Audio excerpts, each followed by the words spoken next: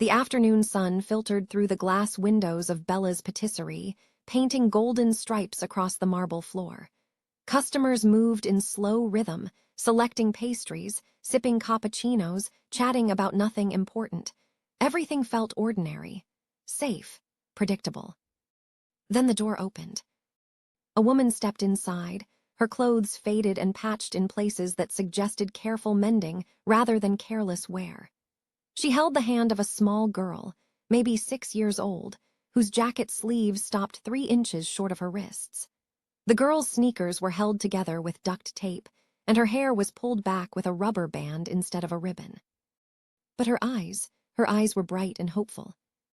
The woman approached the counter slowly, as if she were trespassing. The girl pressed close to her mother's leg, peeking out at the display case filled with colorful cakes. Vanilla towers draped in buttercream, chocolate creations topped with strawberries, lemon cakes dusted with powdered sugar like fresh snow. Behind the counter, a young woman in a crisp apron looked up from her phone. "Can I help you?" she asked, her tone flat. The mother swallowed. Her voice came out barely above a whisper. Is there any expired cake? Something you're going to throw away? It's my daughter's birthday today. Just a small piece would be wonderful." The girl tugged on her mother's sleeve and whispered, "Mama, it's okay. We don't have to. SHH, baby. Let Mama try." The woman behind the counter frowned. She glanced at the mother, then at the girl, then at the cakes in the display. "We don't give away food here," she said coldly. "Store policy." A few customers nearby turned to look. One woman smirked. Another shook his head and went back to his espresso. The mother's cheeks flushed red. She nodded quickly, pulling her daughter toward the door. "I'm sorry, we shouldn't have." "Wait." The voice came from the corner of the cafe. Everyone turned. Sitting alone at a small table near the window was a man in a charcoal suit. His shirt was crisp white, open at the collar. His hands, large and scarred, rested on either side of an untouched espresso cup. His face was angular, unreadable, and his eyes, dark as midnight, missed nothing. His name was Dante Moretti. And every person in that room who recognized him felt their blood turn cold. Dante stood slowly. The cafe went silent. Even the espresso machine seemed to hold its breath. He walked toward the counter with the kind of calm that made people step aside without being asked. The mother froze. She knew who he was. Everyone in the city knew. Dante Moretti was the man you didn't cross. The man whose name appeared in whispered conversations and newspaper headlines. The man who controlled half the city's underground and commanded loyalty through fear, respect, and an ironclad code. He stopped in front of the little girl and crouched down so they were eye to eye. "What's your name, sweetheart?" he asked gently. The girl looked up at her mother, uncertain. Her mother's voice trembled. "You don't have to answer him, Lily." But Lily, with the fearless honesty of childhood, looked directly at Dante and said, "My name is Lily. Today I'm 6 years old." Dante smiled, a rare, genuine expression that softened the hard lines of his face. 6 years old, he repeated. "That's a very important birthday." He stood and turned to the woman behind the counter, who now looked terrified. "What's the most beautiful cake you have?" he asked. The employee stammered. We have a vanilla raspberry layer cake with." "I'll take it, the whole thing." "Sir, that's $65. Dante pulled a money clip from his jacket and placed $500 bills on the counter. "Put 6 candles on it, and I want you to pack up 6 of your best pastries, 2 sandwiches, and whatever soup is hot right now." "Yes, sir. Right away, sir." The mother stepped forward, panic rising in her chest. "Please, we can accept." Dante turned to her. His voice was calm but firm. "When's the last time your daughter had a real birthday cake?" The mother's throat tightened. "She's never had one." "Then today she does." Lily looked up at Dante with wide, wondering eyes. "Why are you being nice to us?" The question pierced something deep inside him. Dante knelt again, this time more slowly, as if the weight of old memories was pulling him down. "Because a long time ago," he said quietly. I knew a little girl who never got a birthday cake either, and I've regretted it every day since. While the cake was being prepared in the back, Dante gestured for the mother and Lily to sit at his table. The mother hesitated, but Lily was already moving toward the chair, drawn by the kindness in this stranger's voice. What's your name? Dante asked the mother. Anna, she said quietly. Anna Greco. How long have you been on the streets, Anna? Her eyes widened. How did you? I pay attention. Anna looked down at her hands. 4 months. I lost my job when the restaurant I worked at closed. Couldn't pay rent. We've been staying at the shelter on 5th Street, but it's full most nights. We sleep in the park when we have to. Dante's jaw tightened. And Lily's father? Gone. He left 2 years ago. Lily, oblivious to the weight of the conversation, was staring at the display case like it held the mysteries of the universe. The employee returned with the cake, a stunning creation covered in pale pink frosting, dotted with fresh raspberries, and crowned with 6 glowing candles. Lily gasped. Is that for me? Dante nodded. All yours, Lily, make a wish. Lily closed her eyes tight, her small hands clasped together. When she opened them, she looked at Dante with perfect seriousness. I wished that you wouldn't be sad anymore. The words hit him like a gunshot. Anna's eyes filled with tears. Dante, this man who had ordered terrible things, who had made grown men disappear, who ruled his empire with an iron will, felt his throat close. Thank you, he whispered. That's the best wish I've ever heard. But even as Lily blew out her candles, Dante's mind was already moving. He pulled out his phone and sent a quick text.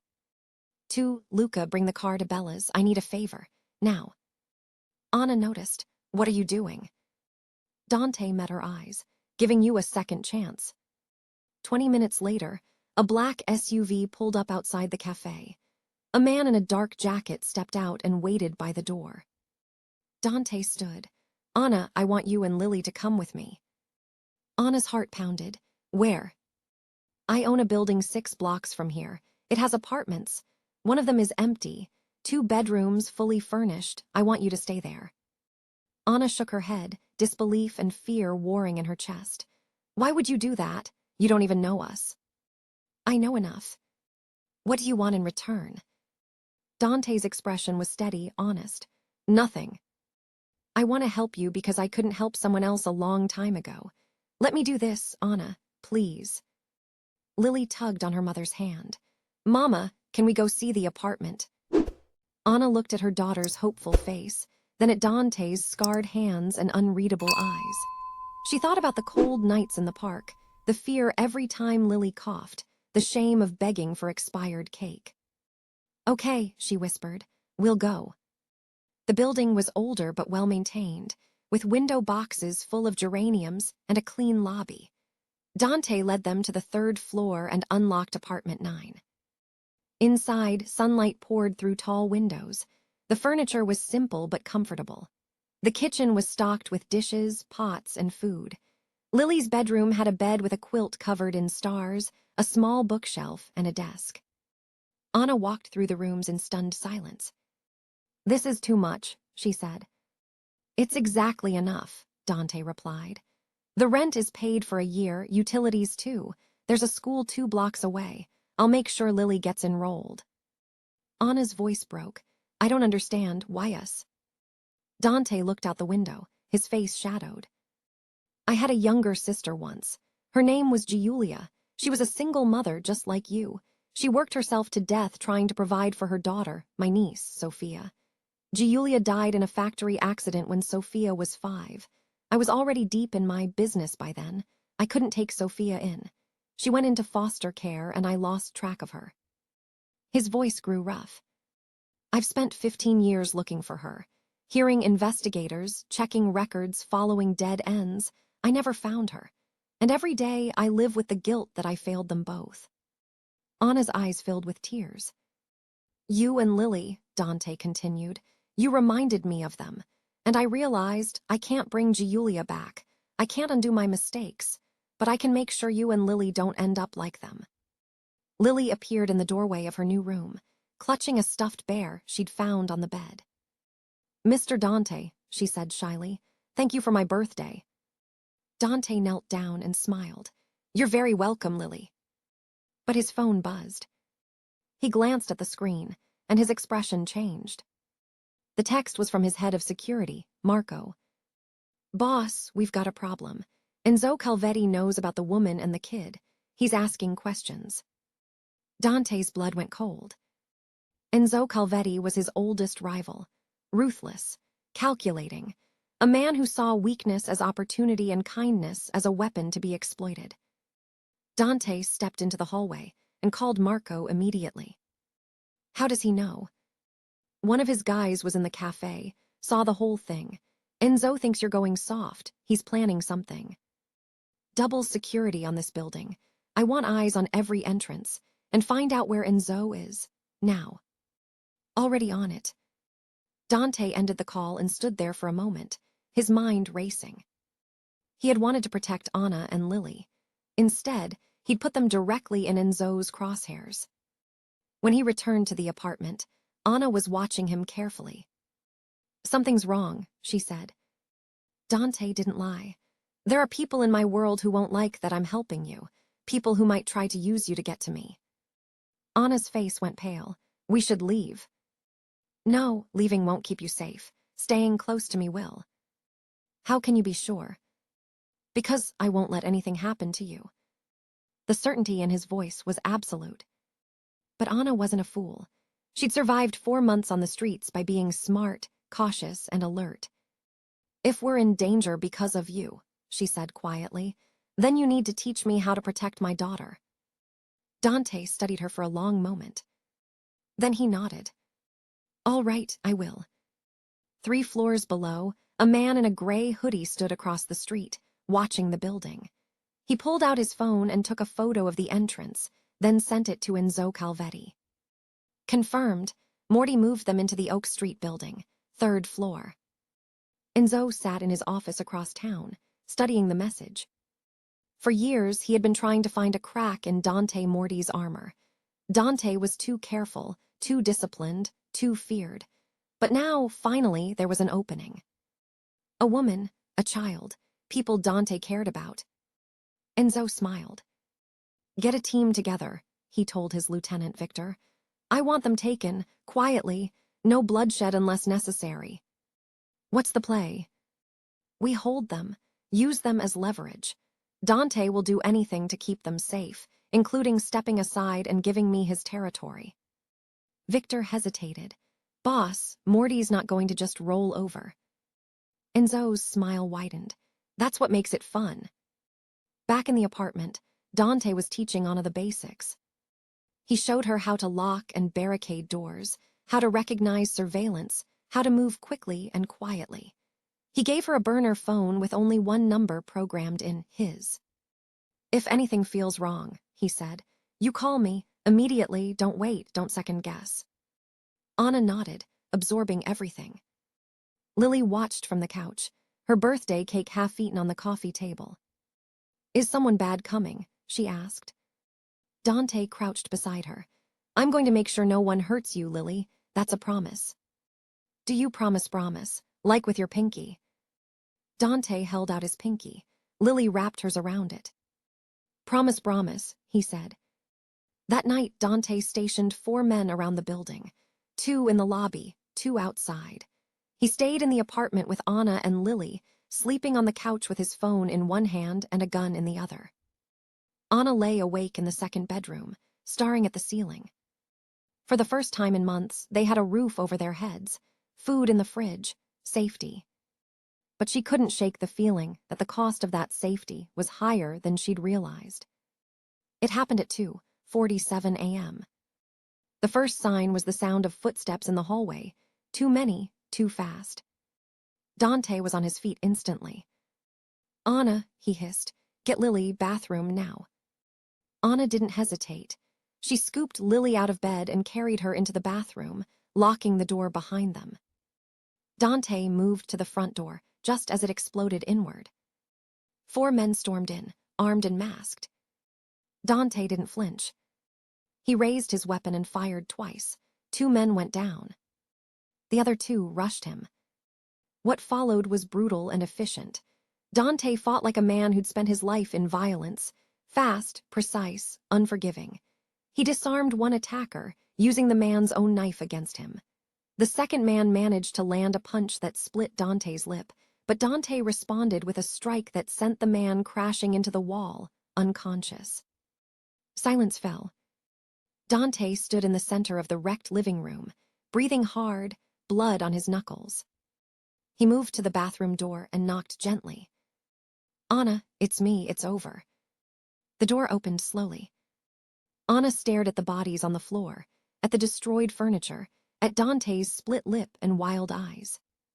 "Are you hurt?" she whispered. "I'm fine." Lily peeked out from behind her mother, clutching her stuffed bear. "Did you win?" she asked. Dante managed a small smile. "Yes, sweetheart, I won." But even as he said it, his phone rang. It was Marco. "Boss, we've got a problem. Enzo's not done. He's got more men coming, a lot more." Dante's jaw tightened. "How many?" "At least a dozen. They'll be there in 10 minutes. Dante looked at Anna and Lily. He had 2 choices, run or stand and fight. "Get reinforcements here, everyone we've got." "Boss, there's not enough time." "Then we hold them off until there is." He ended the call and turned to Anna. "I need you to stay in the bathroom with Lily. No matter what you hear, do not come out until I tell you it's safe." Anna's voice shook. "Dante, I promised I'd protect you. I'm keeping that promise." She looked at him for a long moment, then nodded. She took Lily back into the bathroom and locked the door. Dante reloaded his weapon, checked his ammunition, and stood in the center of the apartment. Alone. Waiting. They came like a storm. 12 men, armed with everything from pistols to shotguns, moving through the building with military precision. But Dante had spent his entire life preparing for moments like this.